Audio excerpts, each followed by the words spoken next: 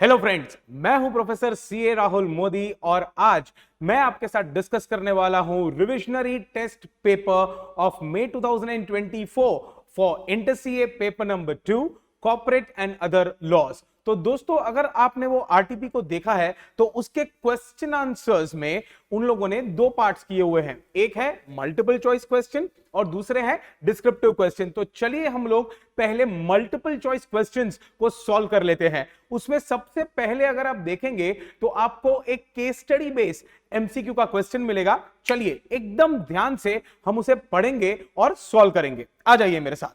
तो if you just look at this question, okay, it is case scenario number 1। चलिए पढ़ते हैं मेरे साथ। Case scenario number 1, golden limited is a listed company. देखिए दोस्तों, यहां पर ट्रिक क्या है, whenever you are reading any case scenario based MCQ, उसमें क्वेश्चन में ही आपके सारे के सारे आंसर्स छुपे हुए हैं। तो आपको क्वेश्चन को एकदम ध्यान से पढ़ना है दोस्तों। Okay, reading the question is a skill, कला है बेटा, तो थोड़ा ध्यान से पढ़ो। चलो, गोल्डन लिमिटेड एक लिस्टेड कंपनी है which is incorporated in 2013, having its registered office at Delhi and corporate office at Noida। Trust me, हमें दिल्ली वाली ऑफिस से ज्यादा लेना देना है, नोएडा से हमारा कुछ लेना देना नहीं है क्योंकि वो रजिस्टर्ड ऑफिस है। Okay, it is registered with an authorise share capital of 20 crores divided into 2 crore equity shares of 10 each. Okay, the paid up share capital, ये इंपॉर्टेंट होगा, of the company is rupees 10 crores divided into 1 crore equity shares of rupees 10 each. Company is in construction activity like construction of buildings, roads, etc. तो paid up capital दोस्तों 10 crores है। Okay, I will just highlight all the important things which I feel will be relevant for answering the questions. आप भी वही करेंगे आपके exams में। Okay, on 8th of January 22, okay, दोस्तों एग्जाम में कंपनी का नाम और डेट जो होता है ना, वो बहुत इंपॉर्टेंट होता है। सर कंपनी का नाम इंपॉर्टेंट क्यों होगा? अरे दोस्तों, अगर प्राइवेट लिमिटेड होगा कंसेप्ट बदल जाएगा, अच्छा ओपीसी होगा तो चेंज हो जाएगा, right? Okay, so 8th of January 2022 company incorporated a wholly owned subsidiary D Limited which is involved in supplying of construction material like steel, iron, cement, bricks, etc. Okay, D Limited elects to choose to prepare its first financial statement for the period from 8th of January 2022 से लेके 31st March 2022. Okay, fine. On 2nd January 2022, again a date. Okay, Golden Limited incorporated a new wholly owned subsidiary E Limited. Okay, पहले आ गई D Limited, फिर आ गई E Limited for providing project management consultancy service to its customers or to the parent company. On 5th January 2022 फिर से एक date, golden limited through its subsidiary E limited जो ऊपर ऊपर इनकॉर्पोरेट हुई है, acquired 100% partnership interest in XYZ and company a partnership firm. तो भाई उसे भी हमने अक्वायर कर लिया। Okay, E limited elects to choose to prepare its first financial statement for the period from 2nd January 2022 to 31st March 2023 and conducted its AGM on 16th August 23. Done. कोई दिक्कत नहीं। On 1st July 22, July 22 आ चुका है। Please don't get lost in transit. July 22 आ जाता है next financial year में। I hope you are with me. Hello? Yes? Okay. The subsidiary company D Limited incorporated a new wholly owned subsidiary F Limited. Okay. तो ई का आगे एक partnership firm subsidiary बना हुआ है और डी का आगे एक एफ लिमिटेड जो है वो एक सब्सिडरी बना हुआ है, पर जो डी का सब्सिडरी बना हुआ है दोस्तों वो जुलाई में बना हुआ है। Okay, golden limited prepared it's standalone financial statements for the year 21-22 and presented before the board of directors of the company on 25th August 2022 for their approval, and the same were adopted by the shareholders in the AGM held on 2nd September. ठीक है, AGM कभी हो गया? 2nd September. Done. Golden Limited prepared its standalone and consolidated financial statement for the year ended 22-23 and presented before the board of directors of the company on 20th August 2023 for their approval, and the same were adopted by the shareholders in its AGM on 26 September 23, 2nd September 22, 26 September 23. See guys, whenever you are reading a case scenario, आपको बहुत vigilant यानी कि careful रहना पड़ेगा, एक भी date आप miss नहीं कर पाते. Okay, on the basis of the above facts and by applying the applicable provisions of the Companies Act, क्या करना है हमें? Of course, हमें इसके MCQs को आंसर करना है. चलिए कर लेते हैं. Rules therein choose the correct answer. 1 out of the 4 of the MCQs given herein under. Obviously 1 out of the 4. Okay. चलिए let us read. First, पहला MCQ. What is the last date for conducting AGM for E Limited? E Limited कभी बना है दोस्तों वो? Okay, E Limited setup हुआ था on 5th of January 2022 और उसका फाइनेंशियल ईयर क्या था? 31st of March 2023. हमारे पास चार ऑप्शंस है. 30th September 22, 31st December 22, 30th September 23 या 31st December 23. दोस्तों आपको एक बात तो पता होगी कि for the first financial year a company gets a period of 9 months from the end of the first financial year for conducting its first AGM. तो सही जवाब होना चाहिए D, 31st December 2023. 9 months. Do you all get this? Yeah. चलिए बढ़ते रहिए आगे मेरे साथ. Second, what is the due date for conducting AGM for Golden Limited? Golden Limited जो कि होल्डिंग कंपनी है. For the year ended 31st March 23. अरे यार ये कैसा सवाल हो गया? चलिए तो बहुत सिंपल हो जाएगा. अच्छा, कोई भी कंपनी को एजीएम कंडक्ट करने के लिए कितना समय मिलता है? 6 months from the end of the financial year, which can definitely be extended by the ROC by a maximum period of 3 months. पर एक मिनट, ये फर्स्ट ईयर में नहीं मिलता है. ओके, पढ़ लेते हैं options. 30th September 23, 31st October, 30th November, 31st December. Come on. Obviously bro, obviously 30th September 23 है ना. चलिए पूरा 7th चैप्टर चल रहा है. आई होप आप समझ पा रहे हैं. Okay, that is management and administration. Question क्रमांक तृतीय, तीसरा question. The companies act 2013 provides that in addition to the standalone financial statement, company shall also prepare consolidated financial statements which shall also be presented at the AGM. Obviously, okay, ये होता है section 129 of Companies Act, chapter number 9, accounts. Accordingly, the consolidated financial statements of Golden Limited, जो कि holding company है, for the financial year ended 31st March 22 includes 22 तक कौन कौन बन चुका था दोस्तों, जरा बोलिए. 22 तक एक तो भाई डी आ चुका था, भाई ई भी आ चुका था, और ये XYZ भी आ चुका था. क्या एफ आया था? एफ आया था नहीं. ऑलराइट, पढ़ लेते हैं, जरा ऑप्शंस देख लेते हैं. Golden limited and D. Okay, golden limited, D limited and E, वो भी ठीक है. Golden limited, D limited, E limited, XYZ the firm, और उसके साथ एफ लिमिटेड भी एक ऑप्शन है. बोलिए दोस्तों, मैंने आपको एफ लिमिटेड के वक्त स्टार्टिंग में ही कहा था कि वो नेक्स्ट फाइनेंशियल ईयर में आ रहा है, तो डेफिनेटली आंसर होगा C, that is D limited, E limited और XYZ. करेक्ट.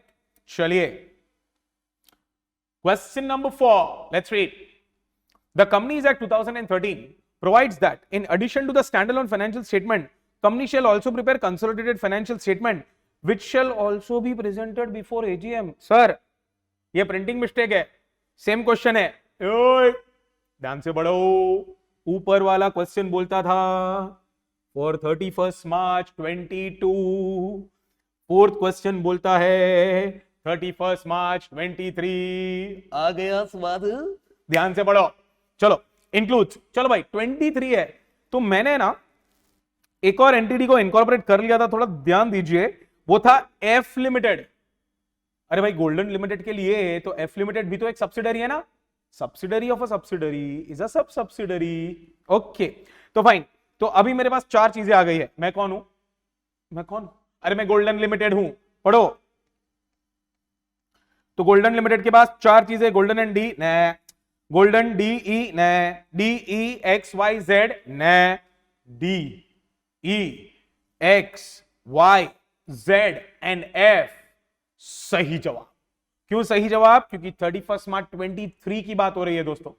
तब तक चारों एंटिटी सेटअप हो चुकी थी और चारों की चारों गोल्डन लिमिटेड के लिए सब्सिडरीज है, तो उन्हें इंक्लूड करना पड़ेगा in the consolidated financial statements for golden limited, है कि नहीं? तो ये हो गया आपका सही जवाब डी। ओए ओए ओए, अगर आप ध्यान दे रहे हैं दोस्तों तो आपको पता चलेगा चैप्टर 7 और चैप्टर 9 के ऊपर ये पूरा केस सिनेरियो बन रहा है ना। आगे चलिए, फिफ्थ क्वेश्चन है, please select which is correct option और which is the most correct statement. ठीक है भाई, कर लेते हैं। गोल्डन लिमिटेड had given a notice for holding AGM in Mumbai on Monday 26 September 2023 11 AM, बराबर है ना? करेक्ट। दोस्तों इसमें आपको ध्यान रखना है कि अगर ये नोटिस की बात हो रही है तो मतलब ये एजीएम कहां कंडक्ट होगा उसके ऊपर पूरा सवाल बन रहा है। तो एजीएम कहां कंडक्ट होता है दोस्तों, बोलिए? AGM is to be conducted at the registered office of the company. जितना मुझे पता है भाई यही तो है the requirement of the companies Act. अब अगर आप याद करेंगे तो शुरुआत में चले जाइए, हमने आपको कही थी कि भाई उसका रजिस्टर्ड ऑफिस कहां है? उसका रजिस्टर्ड ऑफिस है दिल्ली में, पर वो लोगों ने नोएडा भी दिया है। पर नोएडा में क्या है? Corporate office. कॉर्पोरेट ऑफिस, तो क्या हमें रजिस्टर्ड ऑफिस पे ध्यान देना है या कॉर्पोरेट ऑफिस पे ध्यान देना है? बोलो बोलो बेटा, हमको रजिस्टर्ड ऑफिस पे ध्यान देना है। ये भाई समझते कि नहीं? ओके, तो यहां पर अब आ जाइए क्वेश्चन क्रमांक 5। भाई वो बोलता है मुंबई में करेंगे, ऐसा कैसा करेंगे? ओके, एक और ऑप्शन है, golden limited had given notice for holding AGM in Delhi on Monday 26 September 2023 at 11 AM। आइला, ये तो सही जवाब लग रहा है। रुक जाओ, अपनी भावनाओं को संयम में रखो बेटा, थोड़ा आगे देखो। Third, golden limited had given a notice for holding AGM in Noida. Noida, trap है ट्रैप, ऑन ट्यूसडे 27 सितंबर 23 एट 11 AM। मुंबई नोएडा तो हुर्र पॉसिबल ही नहीं है। Okay, last one. Golden Limited had given a notice for holding AGM in Delhi on Monday 26 September 23 at 8:30 AM. तो computer जी, हम 50-50 guideline sorry lifeline का इस्तेमाल करना चाहेंगे। गाइडलाइन तो है ही नहीं, तो ये लाइफलाइन अगर आप इस्तेमाल करेंगे 50-50, तो देवी और सज्जनों आपके पास दो ऑप्शंस बच रहे हैं अभी। दोनों दिल्ली के हैं, दोनों मंडे के हैं, दोनों 26 सितंबर के हैं। एक है 11 AM, एक है 8:30 AM। चलिए, तो अपनी सूझबूझ लगाइए और मुझे बताइए कि 11 AM या 8:30 AM। Guys, it has to be 11 AM because there is a time limit for conducting the AGM during business hours. 9 AM to 6 PM should be the start time. तो यहां पर आपको कंफ्यूज करने के लिए दोस्तों 8:30 बजे का टाइम दिया था, पर हम कंफ्यूज नहीं होंगे, है ना? चलिए, तो दोस्तों ये 5 क्वेश्चंस जो है हमने सॉल्व कर दिए हैं। This was for case scenario number 1 based on 2 chapters. जो आपका मैनेजमेंट और एडमिनिस्ट्रेशन वाला chapter, chapter 7, and accounts of company है chapter number 9 of the companies act. Right, मैं आशा करता हूं आपको ये समझ में आ चुका है। राइट, तो दोस्तों ऐसा ही एक केस सिनेरियो बनने वाला है आपके एग्जाम्स में, जिसे हमें बहुत ही ध्यान से पढ़ना है। राइट, सी दोस्तों, यहां पर मेरा जो ऑब्जेक्टिव है ये आरटीपी डिस्कस करने का, it is not just to read the questions और आपको मैं आंसर बता दूं। ये तो भाई आपको खुद भी पता चल जाएगा क्योंकि द ICAI ने ऑलरेडी आंसर्स दिए हुए हैं।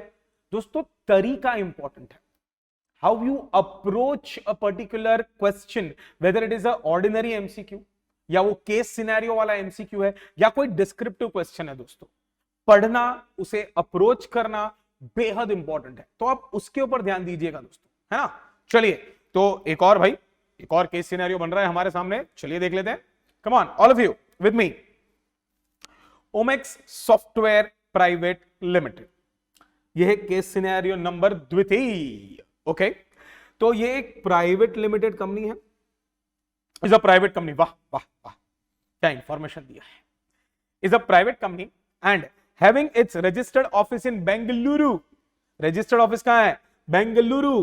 बेटा द ICAI सेम कंसेप्ट पे एक ही एग्जाम में बार बार सवाल नहीं पूछेगा, तो खुश मत हो जाइए। Okay. Registered office in Bengaluru and is a wholly owned subsidiary of OMX Software Inc. situated in USA, United States of America. Okay. Mr. Rajat Kapoor, ध्यान से, अब थोड़ा ज्यादा ध्यान. Mr. Rajat Kapoor, Mr. Shubham and Mr. Peter are directors of OMX Software Private Limited. Mr. Rajat and Mr. Shubham are Indian residents. Superb. While Mr. Peter is a non-resident and stays in the USA. Mr. Peter is also a director of OMX Software Inc. यानी कि US वाला company. Okay. Mr. Rajat left India on 2nd November 2021. Oh. Sir ऐसा क्यों लग रहा है कि ये सवाल फेमा की ओर जा रहा है? सही लग रहा है बेटा, पढ़ो. On 2nd November 2021 for the purpose of looking after business. Sir कुछ याद आ रहा है? हाँ, वो यादों को बेटा संभाल के रखो, हम कुछ ही देर में उन यादों को ताजा करते हैं. Business of OMX Software Inc. Mr. Rajat came back to India on 12th February 2022 to meet his family. ठीक है, okay, and left on 26th of February. एक मिनट, हुआ ना, नवंबर 21 में इंडिया के बाहर चला गया फॉर बिजनेस. वापस फरवरी 22 में आए और फरवरी 22 में ही चले गए. And he came here to meet his family. वो ठीक है, that's okay, nothing wrong. And went back to USA to look after the business of OMX Software Inc. Mr. Rajat again visited India on 25th August 22 and stays in India for the whole year. For the whole year. यहां पर मामला थोड़ा change हो जाएगा. Okay. OMX Software Private Limited has availed a consultancy service from a company situated in USA for the development of software for the purpose of rendering services to its customers situated in India. So ये भी कोई पढ़ा हुआ? हाँ भाई, पढ़ा हुआ ही है, obviously पढ़ेंगे. Mr. Rajat had purchased a residential property in USA on 27th April 22. एक मिनट ना, which was a self-occupied property for his residential use. एक मिनट, कौन सी तारीख को खरीदा है रजत भैया ने? 27th April 2022. डन. तब वो कहां थे? मौका वारदात पे वो कहां थे बेटा? पढ़ लेते हैं. वो आए थे 12 फरवरी 22 को इंडिया, और वो इंडिया से जा चुके थे ऑन 26 फरवरी 22. फिर वो लौट के वापस आए हैं ऑन 25 अगस्त 22. तो वो इंडिया से गए और वापस एक साल के लिए लौट के आए. उसके बराबर बीच में उन्होंने यूएस में एक रेजिडेंशियल हाउस प्रॉपर्टी खरीदी है. तब वो यूएस में ही थे. ओके, एकदम शांत. आपके दिमाग में मैं जानता हूं बहुत सारी चीजें आ रही हैं, पर हमें इनको समझना है और जो क्वेश्चन है उन्हीं का आंसर देना है ना. चलिए थोड़ा आगे. हो गया, सवाल खत्म. अब सीधा एमसीक्यू चालू. तो दोस्तों पूरा फेमा के ऊपर बना हुआ ये केस सिनेरियो है, case scenario number 2 of your RTP. और इसमें हमें दो तीन चीजों के ऊपर डेफिनेटली ध्यान देना पड़ेगा. रेजिडेंशियल स्टेटस होगा और डेफिनेटली वो लोगों ने कंसल्टेंसी सर्विसेज प्रोवाइड करी है ना. तो गाइस चलिए हम लोग समझ लेते हैं रेजिडेंशियल स्टेटस वगैरह के ऊपर क्या सवाल है. पढ़िए क्वेश्चन नंबर 6, हमारा 6th एमसीक्यू है ये. Considering the provisions of FEMA, which of the following options correctly determines the residential status of Mr. Rajat Kapoor? A. Mr. Rajat Kapoor is to be treated as a resident in India for financial year 22-23 and financial year 23-24 since he stays in India for more than 182 days. Okay. Second, Rajat Kapoor is to be treated as a non-resident in India for financial year 22-23 since he left India for the purpose of carrying on business of OMX Software Inc. and resident for 23-24. C. Rajat Kapoor is to be treated as a non-resident for 22-23 and 23-24. D. Rajat Kapoor is to be treated as a resident in India for 22-23 since he stays in India for more than 182 days and non-resident in 23-24. अब थोड़ा ज्यादा हमें ध्यान देना पड़ेगा कि जो mister रजत थे, सबसे पहले person resident in India as per FEMA. हमें ये याद रखना है कि उसमें दो कंडीशन होती है, एक होता है पीरियड ऑफ स्टे और दूसरा होता है purpose of stay.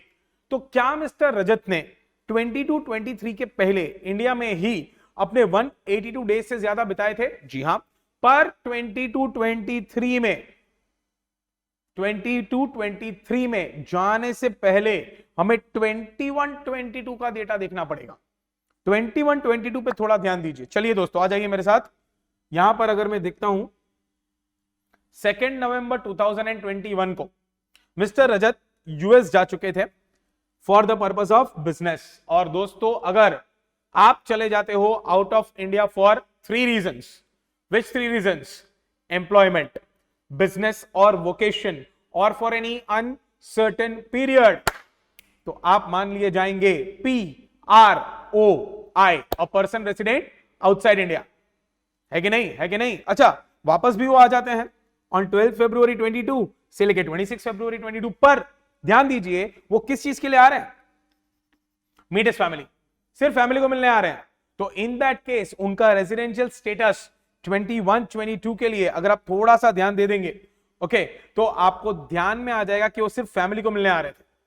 M I very clear all of us? Okay, अब इसके बाद उन्होंने क्या किया? 25 अगस्त 2022 को वो इंडिया आ चुके, और यहां पर रहे पूरे साल के लिए। अगर इसके बेसिस पे आप थोड़ा समझने की ट्राई करेंगे, ओके, तो हमें इनका रेजिडेंशियल स्टेटस कैसे पता चल जाएगा? If you look at this 22-23 के लिए, तो डेफिनेटली हम बोलेंगे कि भैया रजत बाबू left India for the purpose of carrying on business, okay, and resident for 23-24 समझिए दोस्तों।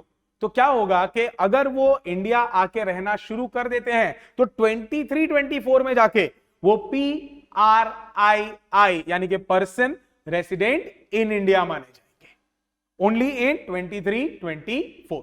M I very clear all of us? Right? So 22-23 के लिए वो अभी भी PROI चल रहे हैं, ओके, क्योंकि वो बिजनेस के लिए गए थे, right? But for 23-24 he will be a resident. Clear? चलिए थोड़ा आगे, question number 7, considering the provisions of FEMA, how much amount can a company remit outside India? Okay, ये है कंसल्टेंसी सर्विसेज के लिए। तो उसमें अगर आप ध्यान देंगे तो ये हो जाता है एक करंट अकाउंट ट्रांजैक्शन, उसमें भी ये आता है अंडर स्केड्यूल नंबर 3, जहां पर आरबीआई की परमिशन लगती है, और ये है transactions entered into by other than individuals. कुछ याद आता है? राइट? क्योंकि अगर इंडिविजुअल्स होते तो हमारे पास एक स्कीम थी, वो क्या थी? Liberalise remittance scheme. पर यहां पर जो रेमिटेंस फॉर कंसल्टेंसी है, अगर आप उसका पॉइंट याद करने की ट्राई करेंगे तो आपको पता चल जाएगा कि for any ordinary contract up to 10 lakh US dollars and for infrastructure contract 1 crore US dollar तक आरबीआई का अप्रूवल लेने की कोई जरूरत नहीं थी, पर उसके ऊपर आपको आरबीआई अप्रूवल लगेगा। है कि नहीं? पढ़िए, permissible amount remitted to US company for obtaining consultancy without RBI approval 10 lakh। Second वाले में लिखा है कि विदाउट आरबीआई अप्रूवल 1 लाख, यहां पर 10 लाख पर प्रोजेक्ट, फिर आ जाता है 1 लाख पर प्रोजेक्ट, फिर आ जाता है 2 लाख पर प्रोजेक्ट, फिर आ जाता है 20 लाख पर प्रोजेक्ट। आप बताइए देवी और सज्जनों, क्या ये इंफ्रास्ट्रक्चर प्रोजेक्ट है? नहीं। क्या ये ऑर्डिनरी प्रोजेक्ट है? जी हां। तो maximum amount without RBI approval कितना होगा? 10 lakh US per project. Is that clear? Right? Current account transaction schedule number 3, prior RBI approval, transactions for other than individuals. Okay? चलिए थोड़ा आगे बढ़ जाते हैं यहां से। MCQ नंबर 8 पढ़िए जरा। Considering the provisions of FEMA in respect of purchase of residential property by Mr. Rajat in USA, कभी खरीदी थी उन्होंने यूएस में प्रॉपर्टी? मैंने आपको पहले भी इसका एक इंडिकेशन दे दिया था। कब खरीदी है उन्होंने? 27 अप्रैल, अगर आप ध्यान से देख पा रहे तो। तब वो कहां थे? यूएस में थे। तब वो कहां थे? यूएस में थे। Okay, following statement, which of the following statement is correct? Purchase of residential property bye mister Rajat is a current account transaction. Okay. B. Mr. Rajat has to sell the property before returning to India permanently as he becomes a resident in subsequent years. C. Purchase of residential property by Mr. Rajat is neither capital nor current account. Wow. D. Purchase of residential property by Mr. Rajat is a capital account transaction. दोस्तों सबसे पहले तो capital और current account transaction के लिए foreign exchange involve होना चाहिए। और कैपिटल अकाउंट ट्रांजैक्शन क्या है? Capital account transaction as per section number 6 read with section number 2 ये होता है when you alter any asset और liability outside India for a person resident in India, और यू ऑल्टर असेट और liability in India for a person resident outside India. Correct है? And what is a current account transaction? Current account transactions as per section number 5 are those which are other than a capital account transaction. So definitely ये purchase of house, okay, residential house current account में तो fit नहीं होएगा, पर क्या ये capital account में भी फिट होएगा? अच्छा, जब भी उन्होंने खरीदा तब वो कहां पे थे? वो थे यूएस में, मतलब ही वॉज अ PROI। अच्छा, वो PROI थे, उन्होंने एसेट कहां पर क्रिएट किया? Outside India. अगर मैं PROI हूं और मैंने एसेट भी आउटसाइड इंडिया क्रिएट किया तो मेरे लिए ये कैपिटल अकाउंट ट्रांजैक्शन हुआ कैसे? I hope you are getting that point. तो इसका मतलब ये होता है दोस्तों कि देखिए ये करंट अकाउंट ट्रांजैक्शन तो पॉसिबल ही नहीं है because it's a immovable property, right, और ये कैपिटल अकाउंट भी नहीं माना जाएगा। तो सही विकल्प क्या है दोस्तों? It's option C, it is neither capital nor current account transaction. You get that? Yes, चलिए अब ले लेते हैं हमारे अगले एमसीक्यू को जो इनसे रिलेटेड नहीं है। Okay, it's not related to the case scenario, it's a independent MCQ. चलिए उसे पढ़ते हैं। Number 9, Bhavesh, Yash and Chirag incorporated a LLP for doing business of trading of timber under the name Solid Lakkad LLP. Chirag has shifted his residence from 12 Block C, Kamala Nagar, Agra to 808 Sector 1, Bodla, Agra on 16th November 2023। हर सवाल में date हो, नाम हो, बहुत important होता है दोस्तों। Okay, Chirag informed the firm about the change of his address on 20th November 23, sending a written notice. Now, by which date Solid Lakkad LLP is required to file a notice with the ROC? तो अगर partner के detail में कोई भी change होता है तो उसे हमें आरओसी में फाइल करना पड़ता है विदिन, बोलिए बोलिए बोलिए, come on, it has to be done within 30 days from the date of such change. 30 days from the date of such change, which is not 1st, not 5th December, not 20th, but 16th of December. जब से change हुआ तब से आपको 30 days में करना पड़ेगा। Is that clear? All of us. चलिए, तो दोस्तों एक लास्ट एमसीक्यू है जिसके बाद हम मल्टीपल चॉइस से निकलकर डिस्क्रिप्टिव क्वेश्चंस में जाने वाले हैं। चलिए, 10th MCQ, all of you with me. Druk Software Company Inc., a company incorporated in Australia, proposes to establish a place of business in Mumbai. The list of directors includes Mr. Arun, the managing director, Mr. Ranveer, director, Mr. Ramesh Malik, a director, and Mr. Nawaz, a director. Miss Lavina, okay, ध्यान से पढ़िए, has been appointed as the secretary of Druk Software Company Inc. It is to be noted that Mr. Ramesh Malik and Mr. Nawaz, resident in India, are persons who have been authorized by Druk Software Company Inc.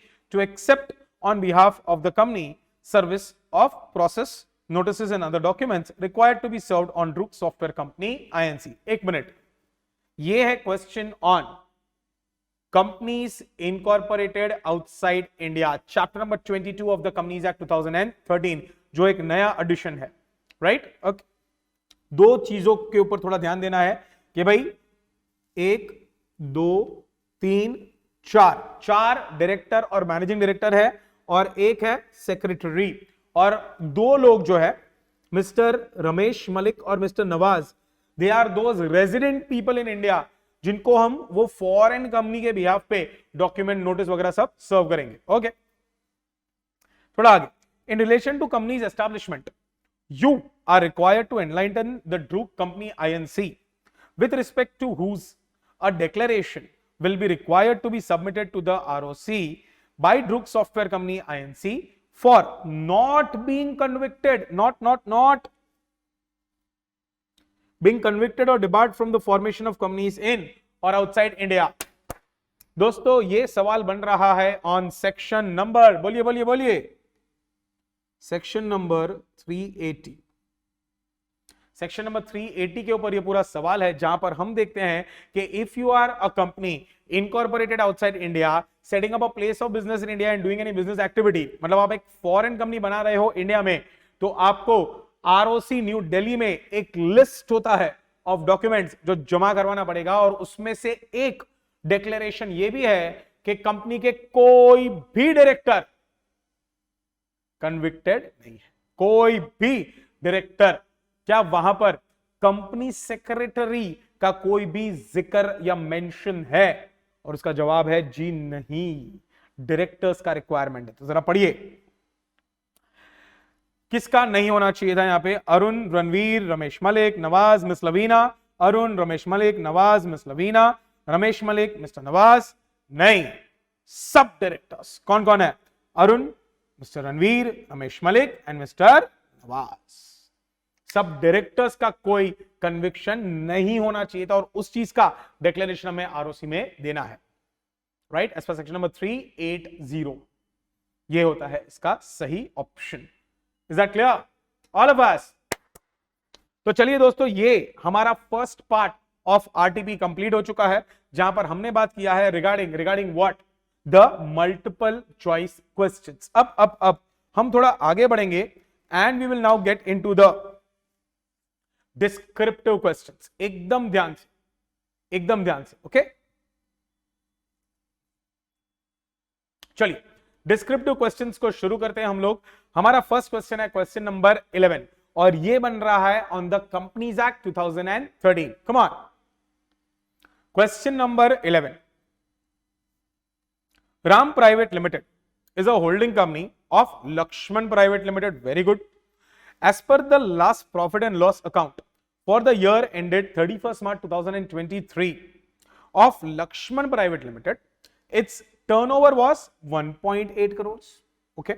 पहले तो दोनों कंपनियां private limited है, दोनों के बीच में holding और subsidiary का रिलेशनशिप है, और उनका पेड अप शेयर कैपिटल था 80 lakhs. Okay. The board of directors wants to avail the status of a small company. Okay. The company secretary of the company advised the directors that the company cannot be categorized as a small company. In light of the above facts and in accordance with the provisions of the Companies Act 2013, you are required to examine whether the company secretary is correct, explaining the relevant provisions of the Companies Act. चलिए दोस्तों, ये क्या है? बहुत ही open question दे दिया है on small company as per section number 2 clause number 85, है कि नहीं? अच्छा, वहां पर सर अगर मुझे याद आ रहा है तो पेड अप शेयर कैपिटल जो होता था ये लोग का, वो कितना होना चाहिए था? मैक्सिमम 4 करोड़, है कि नहीं? और एनुअल जो उन लोग का टर्नओवर होना चाहिए हो सकता है मैक्सिमम 40 करोड़। ऑल्दो एमसीए के पास पावर है that it can raise this amount from 4 to 10 and 40 to 100 crore, वो ठीक है, पर 4 और 40 होना चाहिए। अच्छा चलो कंपेयर कर लेते हैं, इनका कितना है? अच्छा, टर्नओवर वाज 1.8 करोड़, हाँ काफी कम है। शेयर कैपिटल इज 80 lakhs, चलो वो भी कम है, पर क्या ये कंपनी स्मॉल कंपनी मानी जा सकती है? Come on, is that possible? दोस्तों the answer is a big no, क्योंकि हमने पढ़ा होता है under the meaning of the term small company section number 2 clause 85 that a holding or a subsidiary company can never be considered to be a small company. चलो एक criteria तो वो लोगों ने पूरा कर दिया, कैपिटल का, टर्नओवर का, और दूसरा भी पूरा कर दिया कि भाई ये प्राइवेट कंपनी है, because only a private company can be a small company, right? पर जो इंपॉर्टेंट क्राइटेरिया है कि भाई कोई भी होल्डिंग या सब्सिडरी कंपनी स्मॉल कंपनी नहीं हो सकती, कोई भी सेक्शन 8 कंपनी स्मॉल कंपनी नहीं हो सकती, तो वहां पर फंस गए, and that is why can this Lakshman Private Limited be considered as a small company? The answer is no. And is the company secretary correct? जी हाँ, एब्सोल्युटली करेक्ट. तो हम आंसर्स कैसे लिखेंगे दोस्तों? हम कोई भी आंसर जो डिस्क्रिप्टिव होते हैं, अगर वो 4 मार्क या उससे अधिक मार्क्स के लिए है, तो हम उन्हें हमेशा 3 पार्ट्स में डिवाइड कर देंगे. पहले आएगा लीगल प्रोविजन. लीगल प्रोविजन का हेडिंग देंगे, उसमें हम पॉइंट बाय पॉइंट लिखना शुरू कर देंगे. यहां का सेक्शन नंबर 2 क्लॉज 85 का एक्सप्लेनेशन, राइट. फिर हम second part of the answer में चले जाएंगे, जो होगा फैक्ट्स ऑफ द केस, जहां पर हम क्वेश्चन को ब्रीफली एक्सप्लेन करेंगे, पूरा नहीं लिखना है. एंड फाइनली हम थर्ड पार्ट में लिखेंगे कंक्लूजन, जो बेहद इंपॉर्टेंट है, जहां पर हम बताएंगे कि जी नहीं, लक्ष्मण प्राइवेट कंपनी एक स्मॉल कंपनी नहीं बन सकती है. एंड जो हमारे कंपनी सेक्रेटरी महोदय का कहना है वो एग्जैक्टली करेक्ट है. You get this? कोई भी डिस्क्रिप्टिव आंसर दोस्तों अगर 4 मार्क या उससे अधिक का होता है, तो कृपया करके उसे 3 पार्ट्स में डिवाइड कर लीजिए. पार्ट 1 लीगल प्रोविजन, जहां पर आप सेक्शन लिखेंगे, पूरा नहीं, जितना रेलेवेंट है उतना. Second part facts of the case, जो आपके लिए सबसे आसान और दिलचस्प होगा, क्योंकि आपको कॉपी करना है, क्वेश्चन कॉपी करना है, पूरा नहीं. और फाइनली थर्ड होगा कंक्लूजन, जहां पर आप एक्चुअली सलाह देंगे कि भाई जो आपने क्वेश्चन में पूछा है वो वैलिड है, इनवैलिड है, करेक्ट है, नॉट करेक्ट है, XYZ एज द केस. ठीक है. पर अगर कोई सवाल 3 मार्क या उससे भी कम मार्क्स का आ जाता है, या कोई 4 मार्क या 5 मार्क के सवाल में 2-3 पार्ट्स आ जाते हैं, part A, part B, etcetera, तो दोस्तों ये lengthy 3 parts, legal provision, facts of the case, conclusion मत करिएगा. ना आपके पास टाइम होगा, ना उसका प्रेजेंटेशन सही आएगा. Is that clear? राइट. चलिए थोड़ा आगे. Question number 12. Prakash and some of his friends are members of Focus Limited, जिसकी आपको बहुत जरूरत है. Focus, a company with a paid up share capital of 1 crore. They all intend to propose a resolution at the forthcoming general meeting of the company, which is going to be held in CB, मेरे ख्याल से Connaught Place, New Delhi. There is a place where the registered office of Focus Limited is situated. Okay. 1. Kindly provide the guidance to Prakash and his friends on the requisite minimum paid up share capital they should hold in order to initiate members resolution. Okay. What are the other requirements that Prakash and his friends need to keep in mind for moving a members resolution? Wow. क्या आपको समझ में आ रहा है ये सवाल कौन से कंसेप्ट पे बना हुआ है? दोस्तों again chapter number 7 management and administration, जहां पर एक सेक्शन होता है resolution of members. Section number है 111. ये एक ऐसा सेक्शन है जहां पर हम मेंबर्स को एम्पावर करते हैं कि आने वाले एजीएम में अगर you want to introduce a new resolution or you want to come up with a statement and express your opinion on the agenda which is already given to you, then you are given the power under section 111.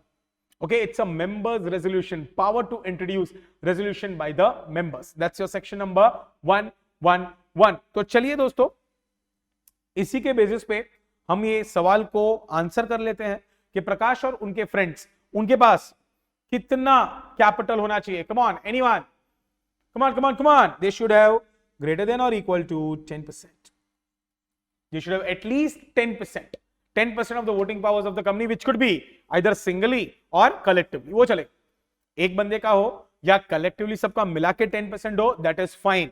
तो उनके पास power आ जाता है that they can send a written requisition at the registered office of the company. और उनको क्या चीजों का ध्यान रखना पड़ेगा? Other requirements क्या है? Number 1, a signed requisition copy has to be sent to the registered office of the company. But when is it supposed to be sent? If Prakash and his friends want to introduce a new resolution at the upcoming AGM, then they are supposed to send their signed copy of requisition at least 6 weeks before the AGM. However, if their requisition is received by the company and the company has not yet given the notice of the general meeting to the members and the period is less than 6 weeks, it shall still be considered as a valid requisition sent. However, if they want to merely make a statement on the agenda of the upcoming AGM, then they have to send a signed copy of the requisition at least 2 weeks before the AGM. And don't forget, ये पूरा जो procedure होगा उसका खर्चा आएगा. They will also, the requisitionists shall also be liable to send money, the expenses that the company is going to incur for facilitating this entire procedure. That is your section number 111. Is that clear? Right? एक बहुत ही clear question on 111. Okay. 13th question. PQR Limited operates as a manufacturing company generating a turnover of 150 crores and holds an outstanding loan of 75 crores. सबसे पहले ये private company है, turnover 150 crore है, outstanding loan है 75 crores from public financial institution solely in the previous financial year with a total loan availed of 110 crores but 35 crores was repaid during the same year. Oh, अगर इस चीज को वो लोगों ने दिया है तो जरूर इसके ऊपर एम्फसिस करना होगा हमें. Okay. The company's board has delegated the authority to the CEO to designate internal auditor to conduct internal audit. However, the CEO believes that company is not legally obligated to have internal auditor. Analyze the accuracy of the CEO's perspective by referring to the provisions of the Companies Act 2013. What would be your response if the board wanted to appoint Mr. Nagendra, an ex-employee who is a qualified chartered accountant, to or as an internal auditor? Okay, तो बहुत ही clear सवाल है, फिर से easy है, which is based upon section number 138 internal audit. चलिए discuss कर लेते हैं इसको. सबसे पहले, क्या इंटरनल ऑडिट की रिक्वायरमेंट हर एक कंपनी के लिए मैंडेटरी है? जी नहीं. 3 पार्ट्स है. If you are a listed company, always. If you are unlisted public company, तो 4 में से कोई भी एक कंडीशन फुलफिल होगी. तो सर कौन सी 4 कंडीशन? 25, 50, 100, 200. क्या 25 करोड़ का लोन्स है? Okay, of course all the data is as per the preceding financial. 50 crore का उनका पेड अप शेयर कैपिटल है. 100 करोड़ का उनका बोरोइंग्स है. लोन्स एंड बोरोइंग्स, 25 करोड़ का डिपॉजिट, 50 करोड़ का कैपिटल, 100 करोड़ का उनका आउटस्टैंडिंग लोन्स और borrowings eight any time during the preceding financial year. Eight any time during the preceding financial year. और 200 करोड़ का उनका टर्नओवर है. ये है फॉर अनलिस्टेड पब्लिक कंपनी. पर अगर मैं एक प्राइवेट कंपनी हूं तो 2 में से कोई भी एक कंडीशन फुलफिल हो जाती है तो भी मुझे इंटरनल ऑडिट करवाना पड़ेगा. एक है लोन्स, दैट इज बोरोइंग्स और लोन्स फ्रॉम बैंक्स और public financial institution of 100 crores और more at any time during the preceding financial year, या फिर टर्नओवर ऑफ 200 crores और more. Do you get that? तो यहां पर तीनों में से हमें क्या देखना है भाई? Private limited. तो 2 कंडीशन चेक करो, ना मैं लिस्टेड हूं ना unlisted public, but I am a private company. तो क्या इनका टर्नओवर 200 करोड़ या उससे ज्यादा है? नहीं, 150 करोड़ है. निकल गया ये कंडीशन. सेकंड, आउटस्टैंडिंग लोन कितना है भैया? 75. सर ये भी कंडीशन एप्लीकेबल नहीं है. Wait, 75 crore at the end of the financial year है, पर during the financial year it was 110 crore at any time.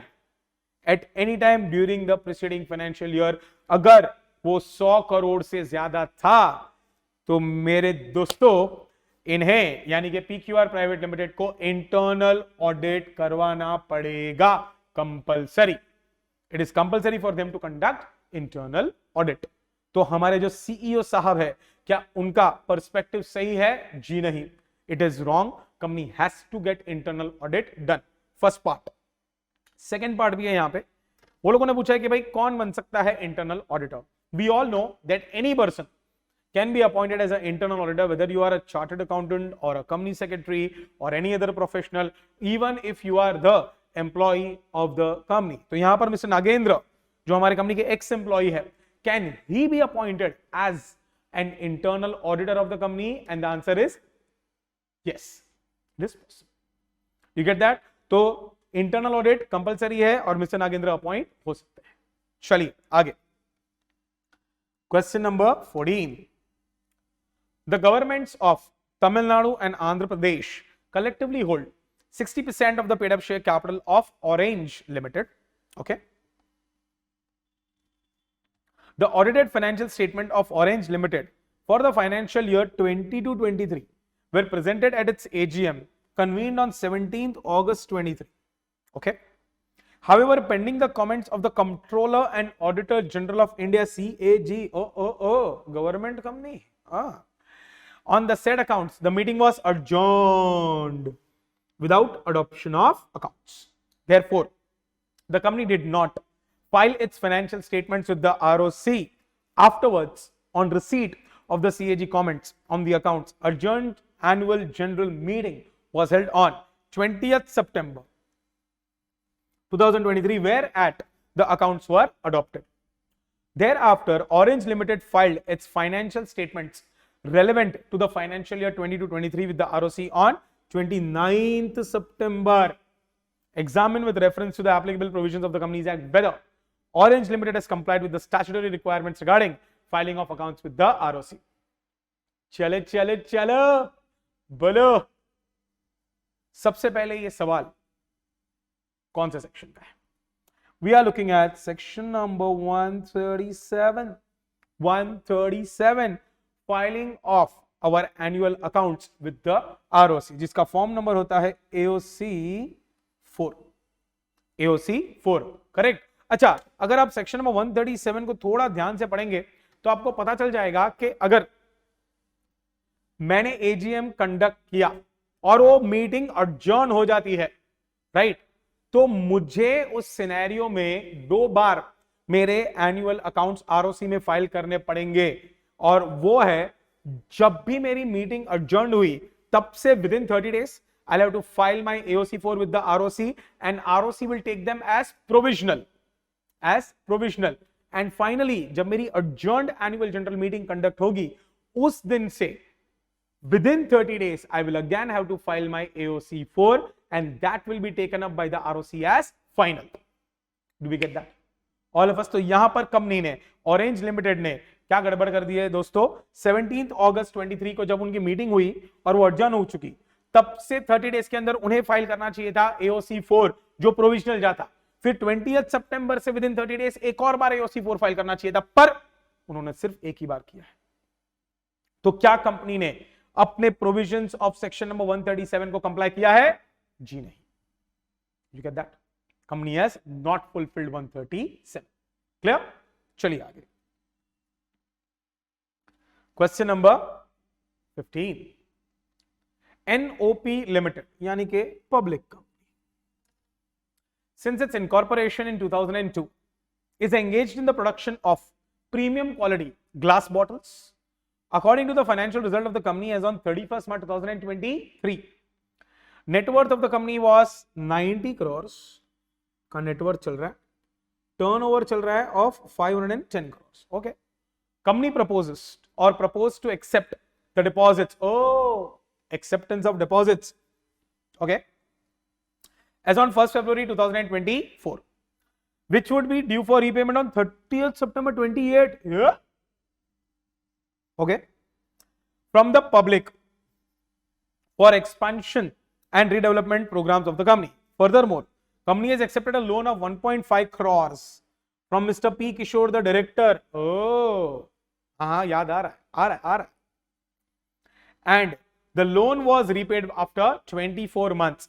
Company in its books of accounts records the receipt as a loan under non-current liability.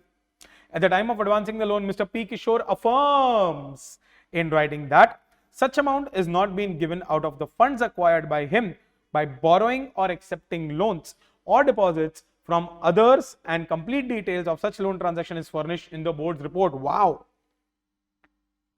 मतलब भैया director ने जो पैसा दिया है own fund से दिया है, बोरो करके नहीं दिया है. क्या इसके ऊपर कोई पॉइंट था? Of course. Okay. On the basis of the above facts, answer. First, whether company is eligible to accept deposits from public. What is the criteria for acceptance of deposit and the tenure for which the deposit can be accepted? Whether the tenure decided by the company was in accordance with the provisions of the Companies Act. Second, with reference to the loan advanced by Mr. P. Kishore to the company, state whether the same is to be classified as a deposit or not. चलिए दोस्तों, तो acceptance of deposits by a company, chapter number 5 of the companies Act के ऊपर पूरा question बना हुआ है. यहां पर सबसे पहले कौन सी कंपनी पब्लिक के पास से डिपॉजिट एक्सेप्ट कर सकती है, उसके लिए हमें जानना पड़ता है सेक्शन नंबर 76, जो बोलता है only a public company which is an eligible public company. Sir eligible कब हो जाते हैं हम? नेटवर्थ ऑफ 100 करोड़ और मोर और टर्नओवर ऑफ 500 करोड़ और मोर अगर है तो ही मैं पब्लिक से डिपॉजिट एक्सेप्ट कर सकता हूं, और उसके लिए मुझे पास करना पड़ेगा एक special resolution plus MGD 14 with in 30 days, right? First requirement. Second, the maximum term for which deposits can be accepted cannot be more than 36 months, cannot be more than 36 months, correct? पहले चलो check कर लेते हैं कि क्या ये company eligible है भी या नहीं। एनओपी लिमिटेड पब्लिक कंपनी है, डन। नेटवर्थ 90 करोड़ से नहीं 100 होना चाहिए, और turnover 510, done. It is an eligible company. Public के पास से लेना है, SR प्लस MGD 14 लगेगा, पर 1 फरवरी 24 को एक्सेप्ट किया है अप टू 30 सितंबर 28, ये गलत है। Maximum deposits can be for only a period of 36 months, तो ये गलत हो गया। Okay, first mistake. Second, company ने डायरेक्टर के पास से ओके लोन लिया हुआ है, पर डायरेक्टर ने डिक्लेरेशन दिया है that it was out of his own funds, so this money as per the rules of deposit, जो एक नेगेटिव लिस्ट हम लोग पढ़ते हैं डिपॉजिट में, will this money be considered as a deposit for the company or not? No, this will not be a deposit because the director, while giving a loan, has given a declaration that the money given by him is out of his own funds and not borrowed funds. Clear? तो एक चीज company ने गलत की है, tenure of deposits, okay, पर बाकी सब सही चल रहा है। Is that clear? Yes? बाकी सब ठीक बस चल रहा है। Come on. So दो पार्ट्स में आपको इसे आंसर करना पड़ेगा। Format remains the same. Legal provision, facts, and no conclusions. Okay. Chalo, one of the last questions for Companies Act. Find publishers. Question number 16. Registered in Tokyo, began operating in India during financial year 2009. The company has duly submitted all necessary documents to the registrar within the specified due date.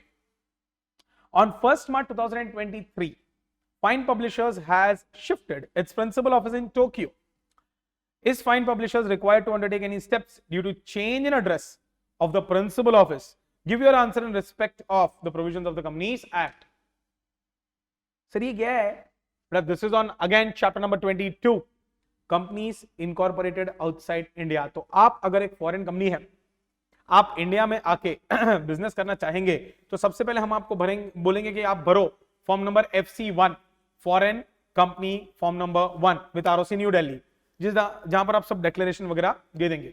पर if in the given declarations by you there is any change, जैसे यहां पे हुआ है, आपने अपनी principal office Tokyo में change कर दी, ओके, तो you will have to intimate the ROC under form number FC2, foreign company form number 2 with in 30 days of such change. Is that clear? So that is your answer. Okay, चलिए थोड़ा आगे। LLP के ऊपर एक question बन रहा है। मोहित is a creditor of ABC LLP. He has a claim of 10 lakhs against the LLP. However, the assets of the LLP are valued at 7 lakhs. Now Mohit seeks to hold the partners of the LLP personally accountable for the shortfall of 3 lakhs. Under the provisions of the LLP Act, can Mohit demand for the deficit from the partners of ABC LLP? अगर ये LLP है दोस्तों, तो partners personally liable क्यों होंगे? Unless they have committed any fraud. और यहां पर तो कोई फ्रॉड की गुंजाइश ही नहीं है, कोई इंफॉर्मेशन ही नहीं है। So if there are partners of a LLP, their liability will be to the extent of their contribution, and the liability of the LLP is purely the liability of the LLP which shall be met only out of its own assets. तो liability कितना है? 10 lakhs. अच्छा, own assets of LLP कितना है? 7 lakhs. So what is the maximum liability that the creditor can recover? 7 lakhs. Can you go to the partners of the LLP and make them personally liable? No. There is no fraud, and therefore none of the partners can be held personally liable. Clear? So the action, the claim, the demand of the creditor is invalid in law. Are we clear? Chali. Okay, going on to the other laws now. 3 questions more. Question number 18. General Clauses Act. Come on. Yogveer Singh has a mango orchard at Manchangla village, Bilaspur. The orchard has more than 100 mango trees. Yogveer Singh has sold the orchard along with all the mango trees. Explain in light of the provisions of the General Clauses Act 1897 whether the sale of trees will be considered as a sale of immovable property. चलो दोस्तों, सबसे पहले general Clauses act, मैं जानता हूं कुछ लोग इसे ऑप्शन समझ लेते हैं, पर an option now will become an obligation in exam, मत कीजिएगा. नाउ तो दोस्तों, इमूवेबल प्रॉपर्टी क्या है? Okay, as per the General Clauses Act, immovable property has four things. Land, first land. Second, benefits to arise out of land. Okay, third, things attached to the earth. Fourth, things permanently fastened to things which are attached to the earth. तो ये चारों में से अगर कहीं पर भी आप फिट हो जाते हैं, okay, then you are a immovable property. यहां पर जो मिस्टर योगवीर सिंह है, उन्होंने क्या किया है, अपना पूरा लैंड मैंगो ट्रीज के साथ बेच दिया. मैंगो ट्रीज के साथ. So those mango trees shall be considered as benefits to arise out of land and therefore even they shall be considered as an immovable property as per the General Clauses Act 1897. पर अगर यहां पर mister योगवीर Singh mango tree से mango निकाल के अलग से mangoes का सेल करते तो वो इमूवेबल प्रॉपर्टी नहीं माना जाता. But now since he is selling it along with the trees, okay, so it is land and benefits to arise out of land में वो पार्ट बन जाएंगे and this will be an immovable property. Clear? The answer is yes. चलिए, question number 19, interpretation of statutes. What is the principle of reading the statute as a whole imply in the interpretation of statute? Explain with the help of example. Okay guys, हम लोग है ना, जब interpretation of statutes करते हैं तो वहां पर हम primary rules, secondary rules, फिर internal aids and external aids करते हैं. तो internal aids में आ जाता है कि to read the statute as a whole. तो वहां पर हम ये बोलते हैं कि whenever you are interpreting any statute, you have to read it as a whole and only then try to interpret that.